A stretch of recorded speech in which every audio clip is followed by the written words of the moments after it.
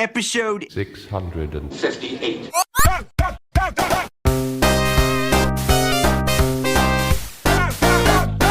Worst episode ever. BRB UK. Worse teeth, better accents.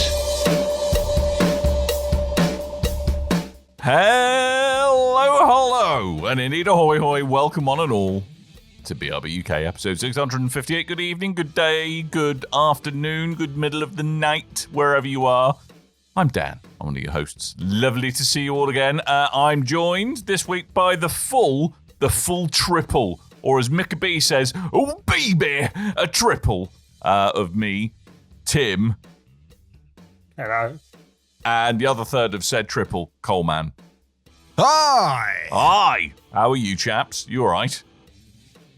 Yeah, other than, you just positioned me as the meat in the triple of this sandwich, and I'm not sure. Do you want to be? Do you want to be the meat in the triple? You're the juiciest bit. November sandwich. That just makes me and Coleman complex carbohydrates, which no one wants. You know, No. you'd be there if someone went for the diet option. You'd be all that was left. I mean, we haven't got much left of Tim's month, so we need to It is true. get him while he's hot. Yep. Thick man it makes meat. him sound like that's his mating season. Tim's in heat during the month of November. Get him while he's hot. Otherwise, he's just like a limp, quivering wreck on his sofa. Yeah. I'd like to add the word limp to the moist list of words I don't like you saying, Dan. Thanks. Oh, wait, do you Especially in relation to me. Limp. All right, you've got an option, Tim. I'm going to give you two. Right? You can put one of these words in the bin. The other one I will continue using. All right. Flaccid Ooh. or limp. I think flaccid has to go. Yeah, I thought. Yeah. See, I just okay. So limp. I'm all good with limp.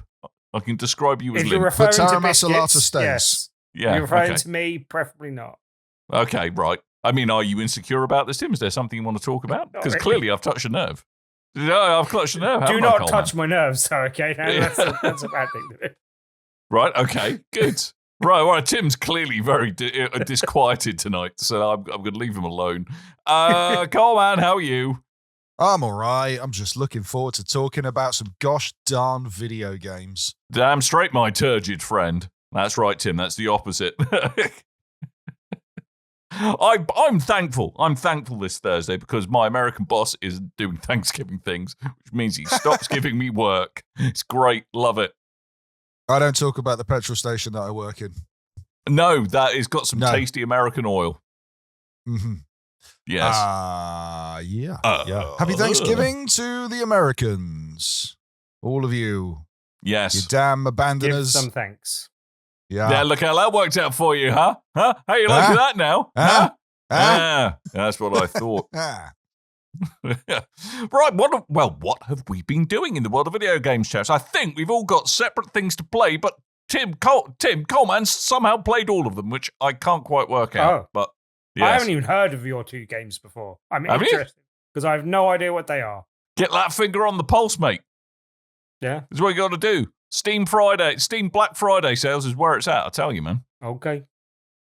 It is, but not that mine was on the sale. I just picked it up anyway. Cause I did buy something stupid in the sale, so. Ooh. Oh, yeah. Sorry, I forgot about this. What Yeah. did you buy, Tim? It hasn't arrived because DPD have seemingly lost the package. Have you? Hilarious. Right. Okay. Yep. So, Coleman, so far, I'm going I to. bought nothing. Okay. No, but you have bought something. It just hasn't Yeah. got there yet. So your money has left your account or your Yep. credit card. Yeah. But it just isn't there. So there is a Yeah. thing. Yes. I think you've bought a PS5 Pro. Not quite that silly. Ooh. Guess the second. Lower.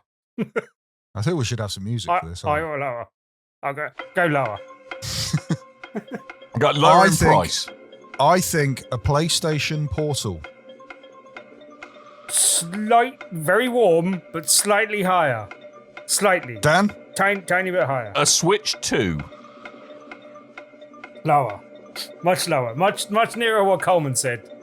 A Coleman's Meta like Quest. 98% of the way there. That's One of those DualShock, the fancy DualShocks. Nope. No. No, not that silly. Jesus, I'm not made of money, All right, Dan. okay. What have you bought then, Tim? Coleman's pretty much right. I did buy a PlayStation Portal, but So I why bought did it you say yes? because I said he's Moron. 98% of the way there. Like, he's very much nearly correct. Like, Right. but I did buy direct from PlayStation Direct, and it was extra money off, so I got the fancy 30 anniversary edition one. So those are ugly. Oh, Yeah, good. You got a it's great. commemorative, It's nice. a commemorative bad use of money. Well done, Tim. Yeah. Mnemonic DK said a motorcycle, which I like. I like that we're jumping straight into midlife crisis territory. Yeah. I mean, it's fair. Tim, I've got a Yes. question for you. Mr. November out riding on his hog. What? Why? How much? First of all, how much did you pay with your discount for a PlayStation Portal? 180, Right. which is a bit much. I Good have a thing. question. Yeah.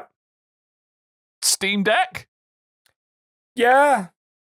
Because you could have just configured that for remote play. I also have a question. Did Yeah. I? Oh no, I set yours up for Game Pass, didn't I? I didn't set up PlayStation on your Steam Deck, did I? We could have done that I know, but hey. cheaper by about £180. I mean, yeah, right. I was gonna get people to contribute for my Christmas present, and it's kind of Christmas present to myself that my missus helped fund. But then also the man mass that helped push me over the edge is I just upgraded my phone. I'm on a lower Right. contract than I currently am, although I'm signed up to a new contract. And I checked before I did it. I can sell my existing phone for £170. So it kind of cost me a tenner in Man Maths World. Kind of. I think you should have saved that money and spent it on your loving partner. I Yes. mean, I am going to spend some money on her. That's kind of what happens at Christmas. Yeah, as but well. not. You But- could have spent 170 quid more, and then she would have known. She would have gone, "Oh, Exactly. there's old limp Hibbs on the sofa once again, not You're spending lucky any she money on doesn't me." watch this. Yeah. Somehow I'm She all right already with the fact that knows. I'm all If this right with the was- if this limpness. was me, At least he if this spends was money me on in me. your place, I would have spent that all on my partner. I would have taken her out for a slap-up meal and a night on the town. Yeah, I would have done the same as well, Tim. Very disappointed in you. Mm. She's spending it on me. I just managed to get money to offset the cost largely as well. So, you know. I mean, Dad, I I'm mean- going to clip this bit and then we're going to put that out as one of the vertical videos, Okay. the shorts, and I'm going to Yeah. send that to her. Good. And Tim, let's not forget you are getting married at some point, and I will hire a Yes. video projector. And we What? will play this No. clip. Yes, we will play this clip. Also, no. We will play this clip. You confused so many people at my wedding. I get to get revenge on you by doing something random. A whole montage of calling Tim limp and then taking the mick out of him for buying a PlayStation Portal. Okay. It'll be incredible. Fine. But I don't know if you saw, they did have an update for the PlayStation Portal this month, quite cleverly timed, No. probably for just before Black Friday, where you can Right. now stream directly to it rather than having to have your PS5 on as well. Oh, sorry. I Oh, was so going you to say, I could do thought you could cloud. do that, but it was like locked to locked to certain levels of PlayStation subscriber, and also Yes. it was for like long term. You have to pass like Yeah. certain criteria to get it. the- I was on that, and I don't have a PlayStation Portal. Right, and you can still do that. I think you have to be on premium to do that.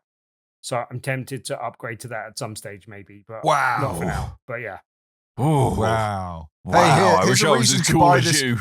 Spend £180 on this. Also, you need to to get the most benefit out of it. You need the top subscription. We've locked a feature behind a paywall. What is this, BMW? No, I think it's only the, What is this, the Game Pass? games that are on the PlayStation Plus collection that you can stream if you're on premium.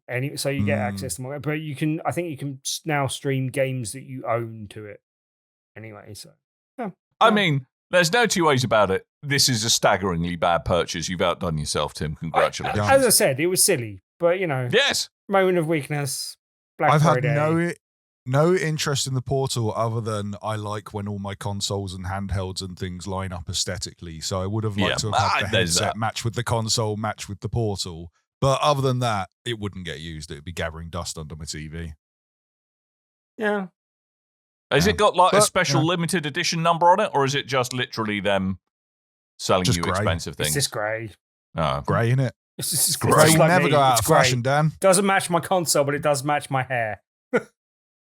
That's pretty good. Yeah. That's pretty sweet. All right. Should we talk about some games we done played? We probably let's talk about some games, and let's let Tim talk about his, because we've just ripped into him somewhat meaning. That's not the order that Coleman was. You're ruining my run order, Yeah, Dan. I know. All right, okay, we'll do it in your run order then. He's in charge. I mean, Listen to Coleman.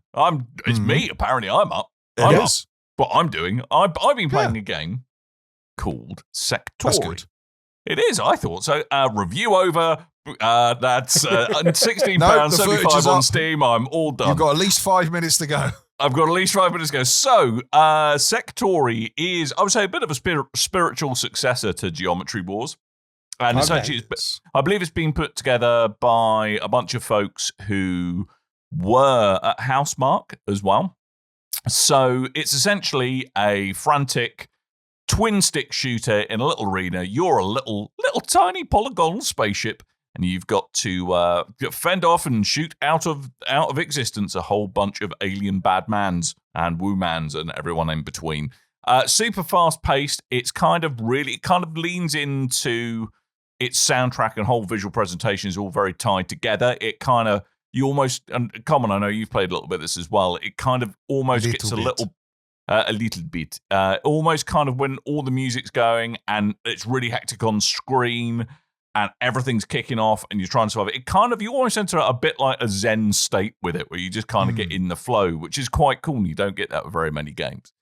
Yeah, it's the asteroids flow, as I like to think of it. Yeah, it's kind of a, and it's a weird one as well, because when I started playing it and it goes through a tutorial, and I was like, because it's asteroids, it's Geometry Wars. I don't need a tutorial for this. It's like, oh no, we've actually added a couple of little things that you might need to know about. I'm like, okay, fair enough. But yeah, it is that. It's kind of, it's like it's a bit derivative of other things, and then all of a sudden it's, oh okay, no, I see what's going on here. Yeah, so I think kind of on its kind of twin stick shooter foundations, one of the big things about it is there's kind of in most of the game modes, the arenas constantly shift. So you'll go from like kind of a small queue to kind of like a large hexagon, and then all of a sudden it can become like 3 separate circles that you need to teleport between.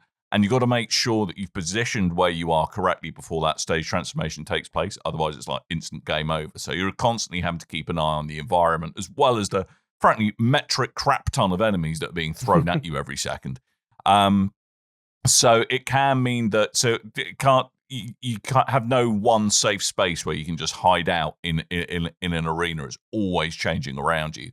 There's also a bit of a kind of, because everything is these days, there's a bit of a kind of a roguelike upgrade system as well, where kind of as you kill enemies, you pick up tokens, but also that upgrades your standard your standard abilities. But there's also like evolver cards that drop where evolve. There, yes, Tim. I can see that your mind's on the prize. Yes, big. The beef curtain multiplier does come into play. Yes, Geometry Wars Evolver. Yeah, Evolver, not Volver. Okay, Evolver cards. Okay, are you with me, Tim? Yeah, I'm there now. Yep. Okay, so you've got somewhere else, separate, but now I'm there. Okay. So you've got a range of, oh Jesus Christ. You got a range of decks. That's DECK. A range of decks with your missive dick that you can access through your Evolver. Okay, are we good? I think that's the other way around, Dan. You got that the other way around, no? Depends on the individuals involved, really. Quite honestly, these are like rare ship upgrades that kind of really alter how your ship works in the stage. Sometimes we're like penalties where it's like, okay, you get your plus 300% to like your missiles or your guns, but you can't shoot for 15 seconds, or there's relentless enemies for 15 seconds. You only get the bonus if you survive. But it's it's really good. It kind of gets that risk versus reward bit right as you're kind of trying to scoop up upgrade tokens as well. And the way the upgrades work, it isn't just everything gets awesome about your ship. You've got to kind of keep selecting them until you get to the upgrade you want and then select that. So you can either increase your speed, then I think there's upgrade your strike ability, since the other thing here is you can kind of do like a strike dash into enemies to instantly kill them, and if you strike dash into a pickup, then that instantly refills it so you can build up combos. But yeah, I think it's a really good, fun, fast-paced system. It makes me feel like have no reflexes anymore at all. But I'm really enjoying my time with it. It's a great fit for the Steam Deck, which is what I've been playing it on. Really bright, really colourful, really stylized visuals. Runs an absolute dream on the Steam Deck, Tim. The Steam Deck. Steam Deck, not the water Volva or anything like that, okay? Which is, really, really quite stretching that joke. Combat Volva. Stretching that joke too far. Stretching that vulva too far. Don't stretch it too Whoa, far. dude. Don't do that. That'll get you in trouble. I really think your knowledge of anatomy is a bit concerning, Tim. No, you're doing it wrong, mate. Okay. Anyway, let's move on. I think we should move on. I am reading these chats. I'm not putting them up on screen, but they are very funny. Way to get us banned from YouTube. Yeah, that's all right. Good. I mean, I want that on the t-shirt. What Mnemonic has just said. Right. Yeah. So he's not going to let me say it. I've only played a little bit of this game myself. It was kind of a spur of the moment thing yesterday when I was putting the footage together to put on the show, and I was like, this looks interesting. I must pick this up, and I've been playing it a bit on the tube. Good. Much like a game we'll talk about later. But yeah. And what do you think of it? I'm liking it so far. It is one of those ones that I've got to kind of get my head round to go, it's not slightly different geometry evolved. I have to get into it a little bit longer. But yeah, a few more play sessions on this, and I think I'm going to be well in there. I mean, I think the only thing is it really throws you in the deep end properly. It really doesn't do a good job of explaining the mechanics. So you have to do a little bit of suck it and see. Tim, there's another one for you right there. But there are really kind of cool boss fights in it as well. It's not just kind of stage after stage. There's kind of big set piece bosses that kind of do take up the whole stage, and you need to kind of maneuver around them to kind of find the weak spots, take them down. And it's good fun. It mixes up the game quite nicely for me. Also, I like the transporting in that game, because you've got to kind of start your transport and then aim, and I keep screwing up the aim every time. So I need a little bit more time. Yes. Yeah. So Sektori. It's a thorough recommend from me. Cool. Sektori is out on PC and your Xbox Series. I think it's been out for about a week or two now. I think you can pick it up for about 13 quid-ish, depending on your platform. But yeah, I've enjoyed it greatly. A slight discount for this week or for the Black Friday stuff, but it's $12.49 on Xbox and $12.79 on PC regularly. So just rare that it's more expensive on PC. By 50p, Tim. Jesus Christ! I mean, we've already established you have a limited grasp of how money should be used sensibly. So you can be quiet, sir. Be quiet. The numbers wrong. Hey, anyway. It's 50p. You'd be like, oh well, that's 50p towards a PlayStation. Oh Jesus! All right, okay, it's 30p. I thought it was 99. My apologies, Tim. Okay, Captain Pedantic. But okay, if you were listening, you'd be like, it's another 50p I can put towards another questionable purchase. Lucky me. Check out the big brain on bread. I like that. I'd buy that for $1. You would say it's worth that price then, Dan, even though I would say even with the errant 30p that you may pay on another platform, Tim, I would still say it's worth the £13-ish. There we go. We happy? Okay. We good. Marvellous. Fantastic. Good. Okay. You did. I've been playing Constance, which little behind the scenes when we're getting close to an episode and I go, I've got nothing to talk about. There's not that much in the news that excites me. I just go on Steam and I click newly released and I have a quick scan through and I pick buy a thing. And most times it works out. This I picked up Constance, which is a cartoon style sort of Metroidvania title, which you may think, Coleman. I was going to say, don't forget to play your footage, but yeah, then you remember. Yeah.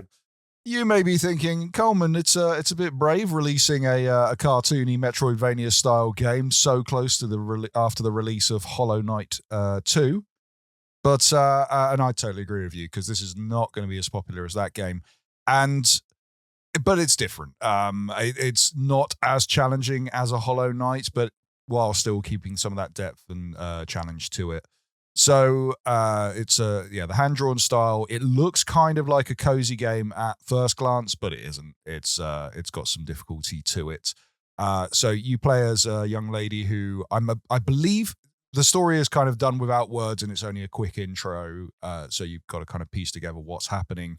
They show you a kind of disclaimer to go, hey, warning, this game it depicts stress and burnout and things like that. So it looks like you're playing as a young lady who I believe is a digital artist who sat at her desk and overwhelmed, and then kind of blacks out and goes into her own little make-believe world where you end up having a gigantic paintbrush as a weapon without any kind of explanation as to why that is. And then slowly throughout the game... Have you had a brush with death yet? Ha ha ha. It's all right. Good. It's quite all right. I mean, it's no beef curtain multiplier, but you know. So yes, you dropped into Strange World. You've got your brush, and after each boss fight in the game, you kind of piece the story together with a series of flashbacks to kind of show how you got into this situation. So you take it from that. The big hook of the game is the combat system. As I said, you've got this gigantic paintbrush, and it has different abilities that you unlock along the way that run on a kind of paint meter. And once you're empty, you can still keep using your moves, but it will start costing your health instead of the paint. Which turns every fight into kind of a choice of, are you going to play it safe or are you going to risk it for damage? So early on in the game, I was kind of just taking down every single enemy along the way because, I don't know, I've got a little bit of OCD and I like keeping the screen clear. And then after a while, that kind of goes away from you, and it introduces the paint meter wearing down, whereas before it was kind of filling itself up on its own. So is that kind of how that kind of resource management, is it a big part of the game, or is it integral to it, or does it just serve as a mild annoyance as you're going through? At the start, it's a mild annoyance, and then as we go on, it starts getting more of a thing. Because, like I said, to begin this game, when you're kind of getting your head around it, it's like, oh, my paint meter runs down, but it instantly fills up again. I wonder if that's going to be a thing, and then it does become a thing. So, dun, dun, dun. There's there's not really much to go on it other than that. It's a hack and slash, a platformer, a Metroidvania. You're running around a different map. You're trying to work out how to get to all the areas. You have a little map that you can pull up and go, need to get, this is an area I've not explored yet. Let me try get into there, do puzzles along the way. And then you'll obviously hit an area where you go, I can't progress anymore. Need to go back, figure out my way, fight more things, do more platforming, do more puzzles. And then, I've unlocked an ability. Now I know I need to go to that way that I couldn't go before. And, if you've ever played a Mega Man or a Metroid or anything like that, or a Metroidvania, then you know what you're in for here. I think the biggest hook of this is going to be kind of I think there's a certain audience that I see myself in this character, this person that's stressed out with life and goes into their fantasy realm. I think it kind of invokes the idea of a cozy game without being a cozy game. So I think it's going to appeal to that kind of an audience. At the same time, if you like Metroidvanias in general, then you're going to like this. If you don't like the super hard Metroidvanias, then this is probably one for you also. Okay. But yeah, it's an interesting game. And I wanted something on the Steam Deck, and this performs very well on the Steam Deck. I believe it's verified. And I didn't want to go for the completely balls hard Hollow Knight, even though I have tried the first Hollow Knight game and didn't really get along with it. So the second one didn't appeal to me so much. So I thought this was a nice little medium. But, nice. Yeah, it's all right. You might like it. It's all right. It's all right. I mean, that's a compliment I can give it. It's not a terrible game. It's not an amazing game. Better than the bubonic plague. You heard it here first. And Well, I thought, you know what? I've actually made a decent pick this week, and it's not a bad price. And then it turns out I've picked the most expensive game this week out of the Well three of done. us, because it's £16.75. Oh, scandalous! But again, I think there's an introductory offer at the moment, so there's a couple of quid off. And then proceeded to buy the games that me and Tim got anyway. So yes, I did. Yeah, and we'll get to Tim's game now, actually, because let's do that. I've played all 3 games this week, and this is probably the one I've played the most amount, actually, out of the 3. Righty home. Well, this week, as I alluded to at the end of last week's show, I've been playing CloverPit, and it actually first came to my attention because I was offered a review code, and it seemed like it would work reasonably well on the Steam Deck, but then Shadow dropped while we were actually doing last week's show. It was announced that Shadow dropped on Game Pass, and so it's available on Game Pass. So I've been playing it there. I do think it would be a very good fit for Steam Deck, though, I have to say. But yeah, for anyone that hasn't seen and isn't watching the footage that we're putting up now, I've heard it referred to as Inscription-like in its kind of presentation and graphical style. For me, it reminded me more of Buckshot Roulette, which was a game I talked about previously on the show. I thought that too. Yeah. And so it's kind of got a kind of old, it's not quite 8-bit. Well, no. It's like PlayStation 1, it kind of PlayStation 1 era graphics. It's got that kind of gritty voxel kind of look to it. And it's kind of, it's got that dirty, unclean thing to it as well. Like the whole presentation is kind of like you're in a cage with a slot machine and an ATM that you're having to pay money into. That's not how ATMs work. Yeah, you're doing ATMs kind of wrong, Tim. But are you sure you haven't got the slot machine confused with the ATM? It's almost as if you've been caged in a kind of Saw-like manner in a dirty cage and kind of trapped in there. There's a toilet in there, and there's like things you can unlock by going to the toilet in the game and stuff like that. But like poops and peeps. When I was first starting to play it, though, it felt a bit. I was a bit put off it because it felt a bit like a poor man's Balatro. Right. And I had heard it referred to as Balatro, and I think it does scratch very similar itches in terms of it's kind of using the basis of a gambling type game as its core. But then in the same way that Balatro had the jokers and stuff going on, this has got like lucky charms that affect your luck or the outcome or the reward you get for certain things flying in. And this is a kind of what I would refer to as American-style slot machines, which have largely taken over here as well. But I don't know, maybe like there was a day where there was a separation between a British-style slot machine and an American kind of casino slot machine.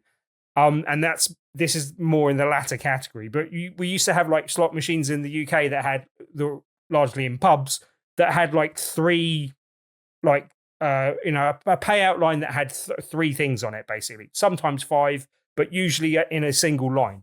This has got like a 3x5 grid that can pay out if there's any lines up on any of them. So you can go diagonally, you can go horizontally or vertically, but then there's also patterns that come in there as well, so that you can have like sort of a diamond pattern in the middle of stuff as well. So it pays out on any of those lines when things come up. And you can also get like things when it jackpots. So when all the symbols are the same on screen, it pays out on all those lines, basically. Okay. You then also, as I said, you get the lucky charms that affect your luck. So affect how many times you're likely to hit a jackpot, how many symbols you're likely to get that kind of come up on the screen at once. But then you also get things that affect the payout. And there's various things that like affect the multiplier of what you get. There's different bonuses you can get between rounds where you're answering a phone to presumably the person that's kind of trapped you in this thing. And they're making offers to you as you go. But you can, each round you get to choose a permanent, usually a permanent upgrade. And it can be something like increases the value of lemons and cherries, or it can be like increases the frequency that lemons turn up. Or the 7s that appear on screen. So it can be like any one of those things. Can also be a variety of other things that happen on there. And then the lucky charms, you can kind of get different ones that combo together. To start with, you get like 6 different lucky charms at once, but you can get that up to about 10 with different upgrades that you get that permanently upgrade how many you have, and then different upgrades that just in that run that you're doing. And at any one time, you're trying to meet the debt that you have to pay between rounds, and that rises quite fast and exponentially, basically. So, like at one point, I think the first level is like 75. And then it goes up to 200, and then it goes up to 666, which then is 2000. Yeah, that number 666 comes up a lot, and if it comes up on the middle of your payout line, you'll lose whatever you won on the previous spin, which can be a lot of money in some cases. I think I lost over $1 billion to that yesterday. Do you just get sued by Trump or something? Jesus Christ, I mean. Yeah, exactly. But yeah, like it topical comedy. As I said, very good.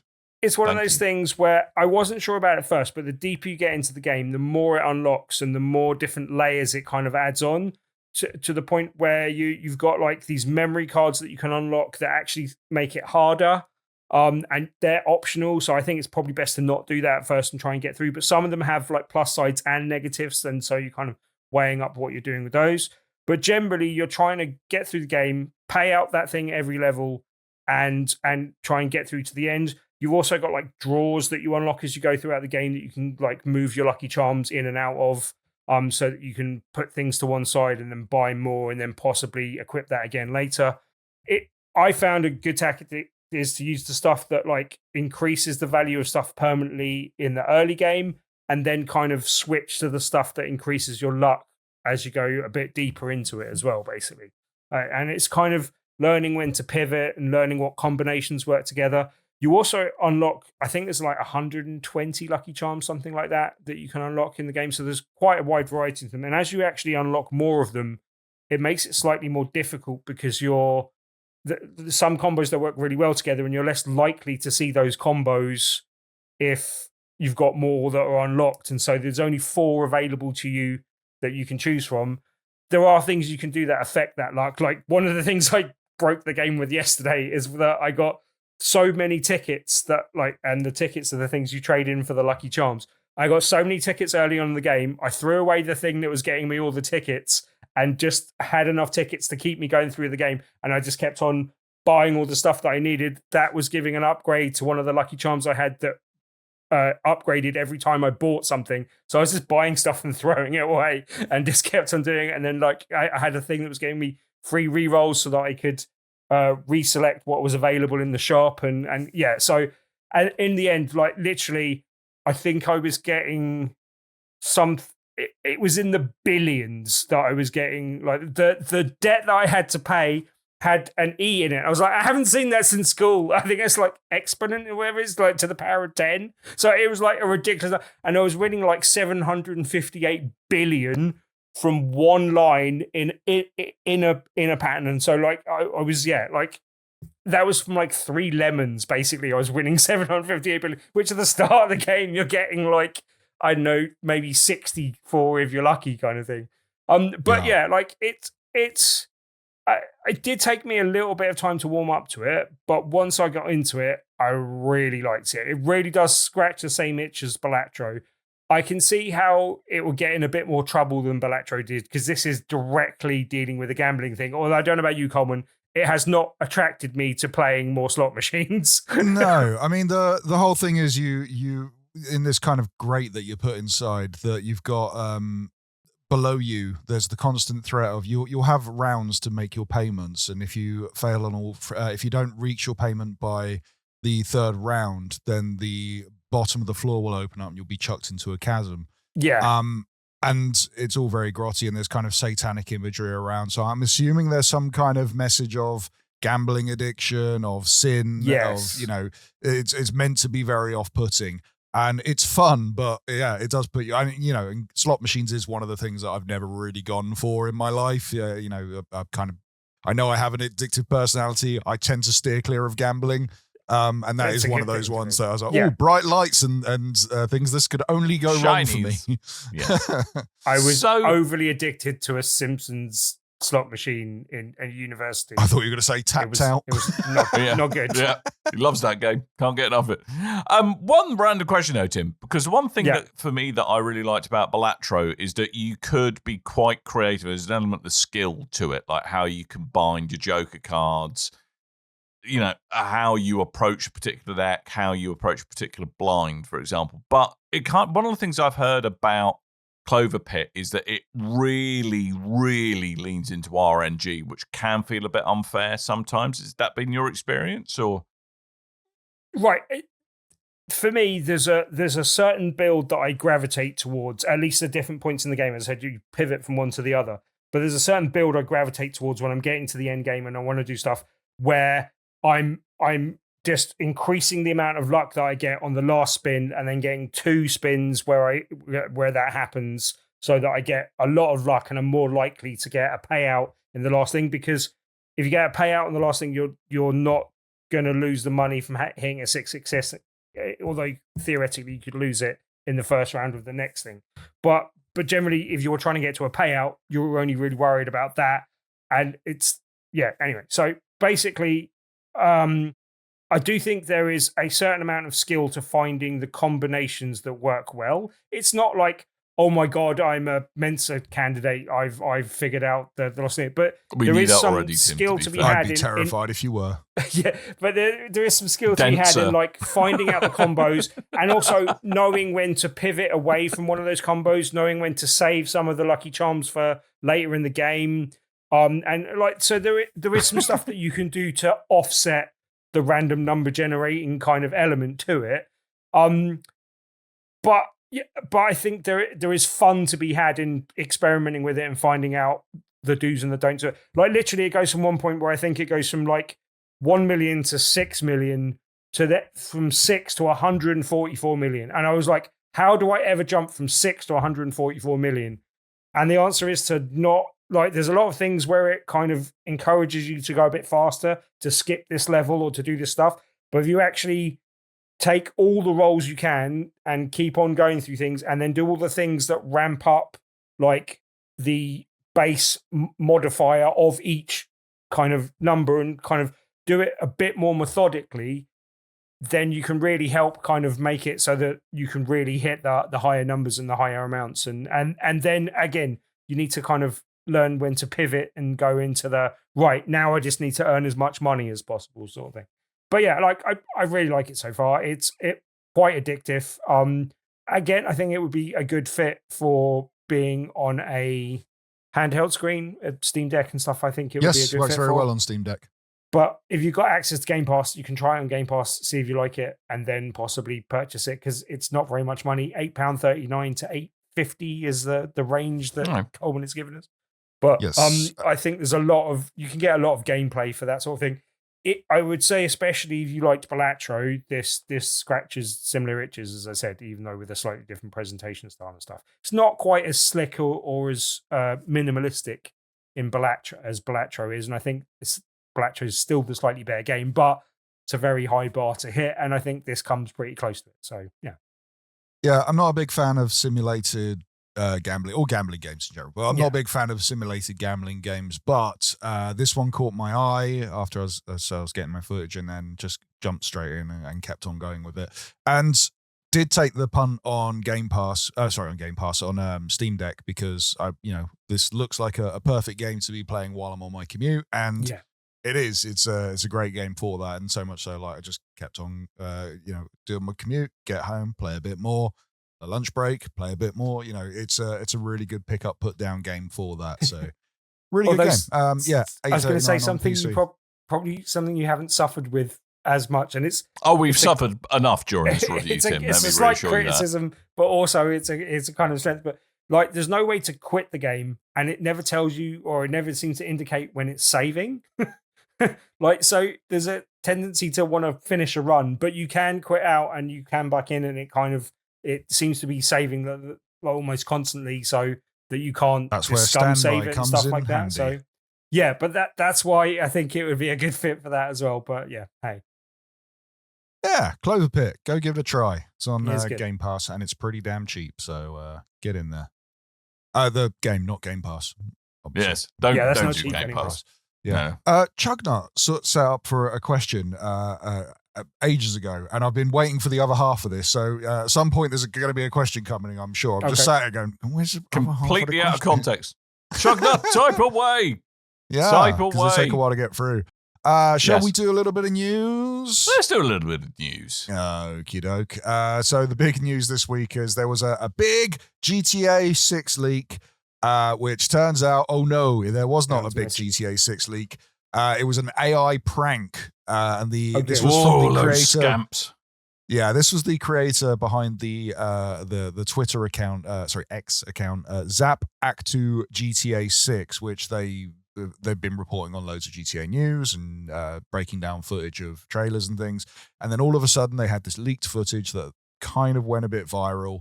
And then they ended up explaining on their Discord and on X that they had actually faked the footage, and it was all a big social experiment to see how something like this could easily go viral and be tricked, and then deleted all the explanations and the footage, because when I tried to find the footage to stick it on this here channel, did not work. Could not find it for the love I of wonder God. how can't find it Rockstar's anyway. lawyers will feel about that, but hey. Yeah, I'm sure. Yeah, I think we could probably guess how they're feeling about it, and it involves suing people for lots of money. I would guess. Yeah. $8 billion. Yes, again, not Trump, but hey, why not?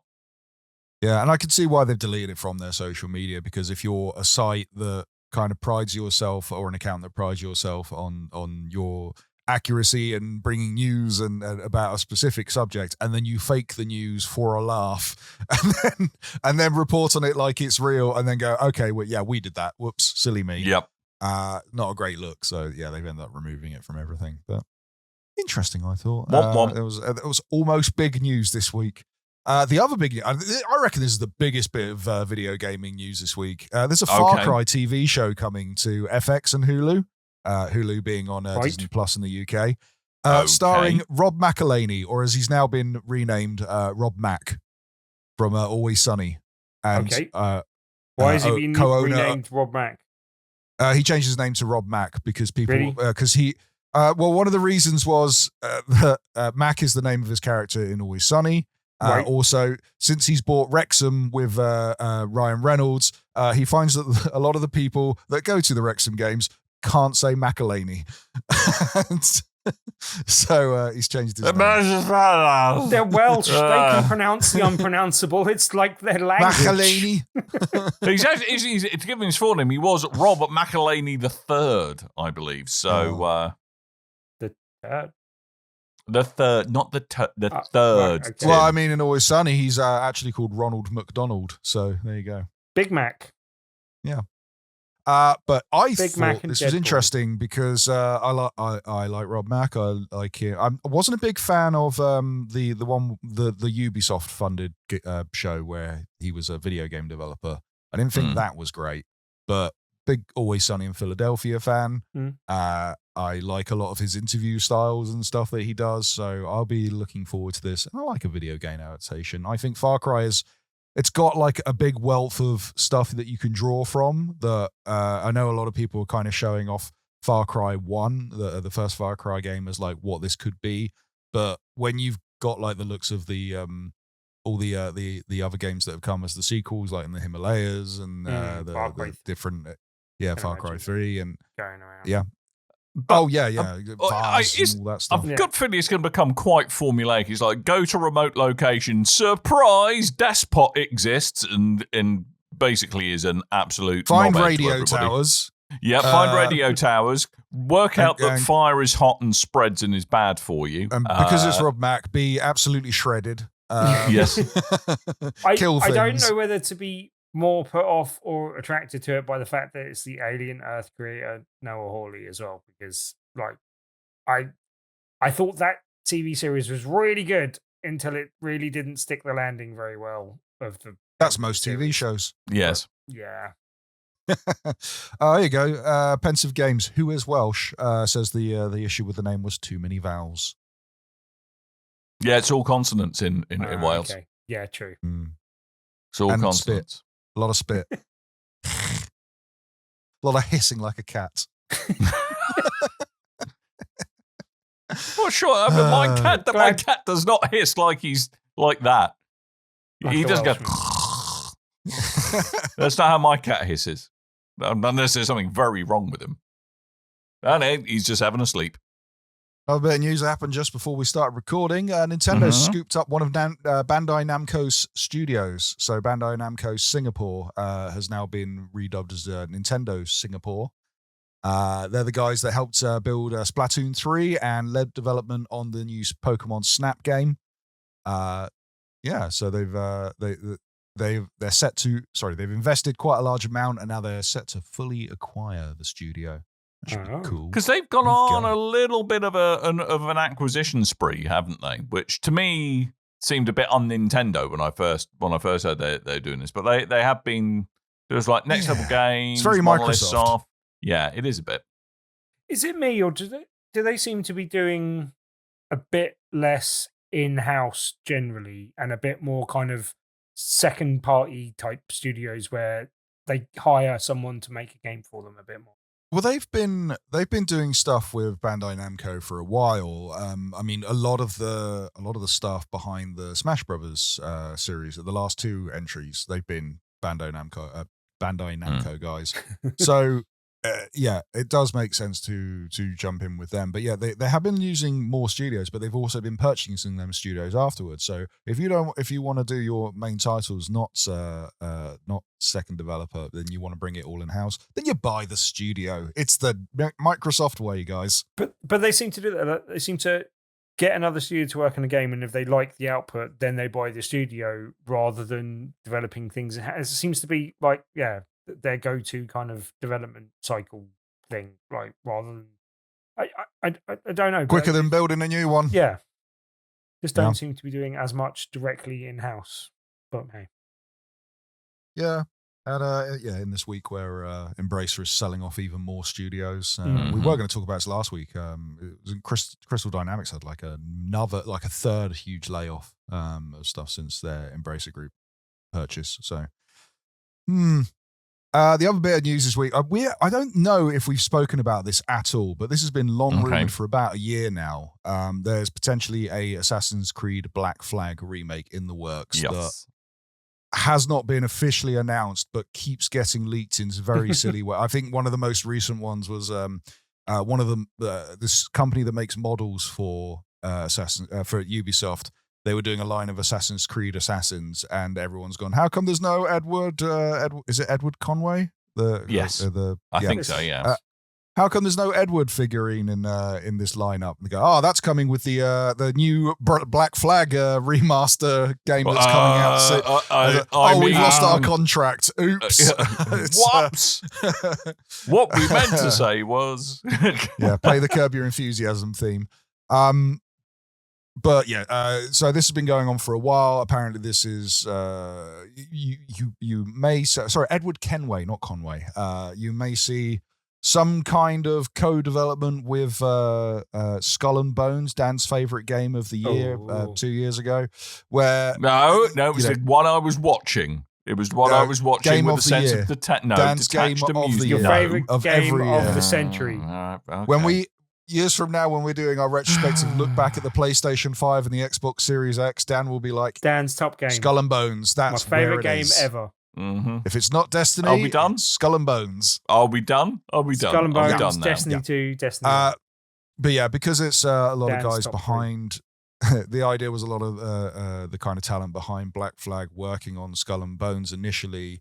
There is kind of a thing here to go, hey, look, the DNA of this game into this game. And maybe if you buy Black Flag, then you unlock a special thing in Skull and Bones. Also, Skull and Bones is a thing, if you've not heard about it. Maybe you pick up Black Flag and it advertises Skull and Bones to you. So possibly expect some of that. And also, reportedly, they've taken away all the kind of the modern day stuff out of Black Flag. So if you remember in that game, this is one of the ones that they stopped using the I forget Norse character in that game where Desmond, that's it. So Desmond and his barbershop in London. Yeah, that's what it makes me think of. Very, very different Desmond. On so many levels, but continue. So yeah, in the earlier games, it's you're playing as Desmond, and then you're going into his DNA, memories.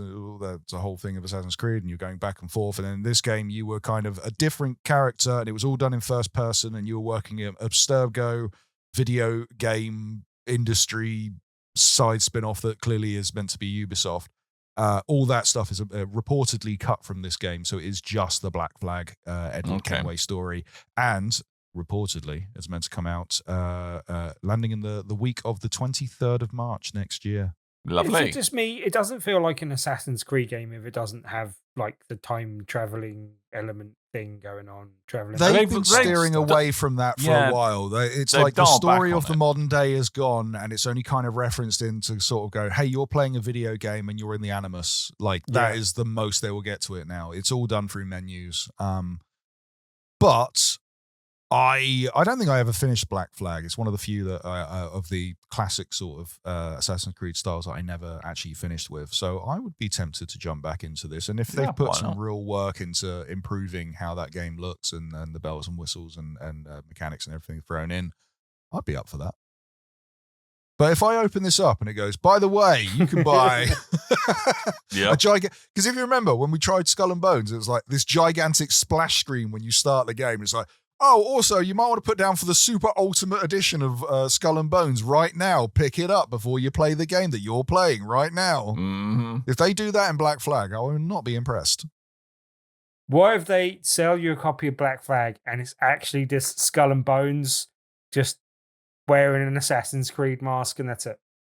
I appreciate the grift. And At least they're being honest about it. We all know, like, we all know that Ubisoft? Skull and Bones was just the good bit out of Assassin's Creed. Anyway, you know what, Ubisoft, you got me. You got me, Yves Gilmore. Apparently, Skull and Bones was a grift by the looks of things, where they got a load of money to make it, and then Anyway. Oh dear. Anyway, that's all the news we have time for this week. Yes. I think we should probably start wrapping up because I think we're running pretty short on that there time anyway. So, all that's really left for us is begin wrapping this sucker up. But before then, I have to tell you to go to bigredbarrel.com/store and buy things with my face on it. That's right, things with my face, like t-shirts, like face masks, like towels, like pillows, I think. But there's also other t-shirts that don't have my face on it. Tim is modelling one of these. They're arguably superior to wearing my face on your face or other bits of your body. So that is bigredbarrel.com/store. Go there, buy my face. We never did get that question from Chugnut. We do have a question about the store, though. Oh, we'll get to that. Okay. Yeah. There's a whole section for that, Tim. Okay. bigredbarrel.com/store. Go there and buy things with reckless abandon. Yes. With even less grasp of how money works than Tim. That's what you should go there and do. Timothy. Go spend £180 on t-shirts. Yes. Timothy. Tuesday is a Tuesday. Tell us what is happening this Tuesday so we can find out things about Tuesday. Thank you very much. Tuesday is indeed a Tuesday. And each and every Tuesday we do an event called Tabletop Tuesday at the Loading Bar in Stoke Newington. I say correct each and every so Tuesday, far. but I'll come on to why that's not exactly true going forward. But also, this week we normally have a feature game, and if you play that feature game, you can win a copy of the game just by playing it that evening. This week's game is slightly up in the air due to shenanigans. Starring George Shenanigans, Clooney. I tell you. I will hopefully have more details on that either Friday or Monday. I know it's running a bit close to the wire, but that is necessary on this occasion. Also be aware that we do have an event on the 2nd of December, which is next Tuesday. There is no event on the 9th of December because the bar has a charity event going on, so we are not having a Tabletop Tuesday that week. The Outside Xbox people, the fine people over at Outside Xbox are putting on a charity event. So they have those. They are very nice people. If you can go and support them, do that. They are raising money for charity. But then we are back on the 16th of December with our Christmas special, and I'll have more details on that in the coming weeks. But yeah, just be aware. Slightly up in the air details this week, and then no event on the 12th. But yeah. If you do want more details, there will be some more details, hopefully Friday, if not Monday, on the right-hand side of bigredbarrel.com. There is this little button called Tabletop Tuesday. Whack it, and it will give you some more information. Whack it. Or you can join our meetup group, the over 2,200, very nearly 2,300 people in our meetup group. Search for Tabletop Tuesdays on meetup.com, or just come along to the Loading Bar in Stoke, Newington on Tuesday, the 2nd of December for Tabletop Tuesday. And there will be a game and a prize. That's there all will I be can say for now. things will happen. Things will happen. Tabletop Tuesday at the Loading Bar in Stoke, Newington. Be sure to be there this Tuesday for Tim's Mystery Game. I need a better version of that drop. Yes, if you've enjoyed this show, you are a weirdo, but we love you all the same. That's all great. So go to bigredbarrel.com. There you can find stuff. You can find things. What? It hosts this here podcast. There's new reviews. What? New review of Ark Raiders going up this week, I heard. So that'd be very nice. I've been interested in that game. I might pick that game up because it's very, very attractive. I like that game. It might just make me angry, like lots of kind of first-person vaguely, or not, or third-person vaguely. I think you both might want to read shooters. Jamie's review before you purchase it. Let's say. Yeah. Fair enough. Right. There's a war going on in that game at the moment, where led by the Burnt Peanut and his followers. Yeah, look into that. Second mention of I know. Burnt I've been Peanut looking in this into mini- Burnt Peanut. I'm actually a fan now. Don't look directly into Burnt That's Peanut. how it works. They're very good. I snuck them into the cover last week. Burnt Peanut, check them out. Anyway, what was I saying? Go bigredbarrel.com. Also, click our social media links. They are all available on their homepage. From there, you can go to our Discord, bigredbarrel.com/Discord, or just click the link that is available on the website. Over there, you can talk to us, you can get games, you can do lots of things, you can jump in on game nights if they're going on at the time. But you can also ask us questions and we will answer them, most likely, if we like the look of them. Much like Warp Macco Sergeant Expendable says, I approve of that name. Yeah. Yes, I have 3 unrelated questions. They're not Question unrelated. the first. Spoilers. Can I get Dan's face on a pair of budgie smugglers? I mean, Unfortunately Tim? not. I don't believe so. Sorry. Oh. No budgie smugglers available Oh. in the store. That is No. a shame. But if someone Okay. wanted to buy a sticker of my face, which you could probably get on the store, Yes. and then Ooh. source their own pair of budgie smugglers, that could happen. I legally cannot stop someone from doing that. Okay. I legally question the wish I second. could, but you know, them's the breaks. Question the second. Yes. Will the loading bar hold post/packages for Tabletop Tuesday? This is the bit of the question I don't like. I guess technically they would if you asked them nicely, but I wouldn't make a habit of it. But yeah. Okay. Yeah. All unrelated questions, Tim. Remember Yeah. that. Question the third. What waist size is Tim? Too big. All 3 are unrelated questions. I want to see how this all plays out. So do I. All right. And we also have a question from Dragon Master Kale says, I have a question. Is it feasible for perhaps a tree ornament to be added to the Big Red Barrel store for the holiday season? Perhaps with Dan's face on it. I'd love to hang Dan as an ornament on my tree, of course. Very kind of you. It's very kind of you. Yes. I think we might have left it too late to put Christmas We might merch up. But again, you can Maybe. buy stickers with my Again, face on it. Stickers will go on baubles. Yep. Baubles. On baubles, whether or not they're inside a pair of budgie smugglers or not. It's Who could say? yep. Who could say? Yeah. BigRedBarrel.com/Discord and BigRedBarrel.com in general. Be sure to go. Yes. Ask more questions. We don't get them that many these days. Indeed. So. And we are still on the world's biggest cliffhanger from the Chugnut saying they Yeah. had a question. We're Len never just going to find out what this question was. leaving us hanging. Anywho, that is it for this week. Thank you very much for coming along and listening and or watching. It's always very pleasant to have everyone around. So thank you for that. Makes us feel like we're still a thing on the internet. We will hopefully Big Red be Barrel back. on all the socials and go to YouTube and subscribe and like and comment. And peruse the fine selection of links that Coleman has put in the show notes for you. Click on all of them with giddy abandon. Yes. Right. We're going to go because, frankly, we've rabbited on for long enough. And Rabbit. all that really remains is for me to remind you that I have been Dan. I might have been Tim. I've been burnt, peanut-headed fool. I didn't think ahead in time for doing this. Sorry. Usually it comes to me just at the end. All right. I'll be Coleman. You have been Coleman. Thanks ever so much for coming along. I'm in chaos! Thank you. Good. Always that old faithful. Thank you very much for coming along. And until next time, dear listeners, toodle bye.